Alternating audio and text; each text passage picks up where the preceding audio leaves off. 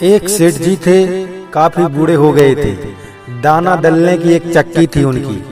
दुकान पर बैठे थे, बूढ़े होने पर भी दाना दल रहे थे। दलते जाते कहते जाते, इस जीवन से तो मौत अच्छी है। इसी समय एक साधु दुकान के पास से होकर निकले।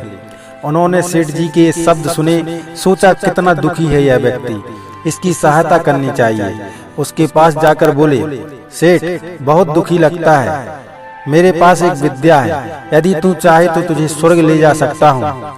चलता है तो चल, यहाँ के दुखों से छुटकारा मिल जाएगा। सेठ ने साधु की ओर देखा, बोला, बहुत दयावान हो तुम, परंतु मैं जा कैसे सकता हूँ, इतना बूढ़ा हो गया, अभी तक कोई संतान नहीं हुई, संतान हो जाए तो चलूंगा अवश्य। साधु ने कहा, बहुत अच्छा, और चला गया। कुछ वर्षों बाद सेठ के 2 बेटे पैदा हो गए। साधु ने वापस आकर कहा, चलो सेठ, अब तो तुम्हारी संतान हो गई। सेठ ने कहा, हाँ हो तो गई, परंतु अभी तक वह किसी योग्य तो नहीं। लड़के तनक बड़े हो जाएं, तब तो माना, मैं अवश्य चलूंगा। लड़के बड़े हो गए। साधु फिर आया तो सेठ नहीं था। पूछा उसने कि सेठ कहाँ है, तो पता लगा कि मर गई है। साधु ने युग बल से देखा कि मर कर वह गया कहाँ, तो उसने पता लगाया कि दुकान के बाहर जो बैल बंधा है वही पिछले जन्म का सेठ है। उसके पास जाकर साधु ने कहा, अब चलेगा स्वर्ग को? सेठ ने सर हिलाकर कहा, कैसे जाऊं, बच्चे अभी ना समझ हैं, मैं चला गया तो कोई दूसरा बैल ले आएंगे। जितनी अच्छी प्रकार से मैं बोझ उठाता हूँ, उतनी अच्छी प्रकार से दूसरा बैल बोझ नहीं उठाएगा, तो मेरे बच्चों को हानि हो जाएगी। ना भाई, अभी तो मैं नहीं जा सकता, कुछ देर और ठहर जा। 5 वर्ष व्यतीत हो गए।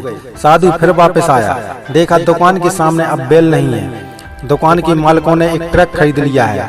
उसने इधर उधर से पूछा कि बैल कहाँ गया। ज्ञात हुआ बोझ ढोते ढोते मर गया। साधु ने फिर अपने योग बल का प्रयोग करके पता लगाया, तो पता लगा कि वह सेठ अपने ही घर के द्वार पर कुत्ता बनकर बैठा है। साधु ने उसके पास जाकर कहा, अब तो बोझ ढोने की बात भी नहीं रही, अब चल तुझे स्वर्ग ले चलूं।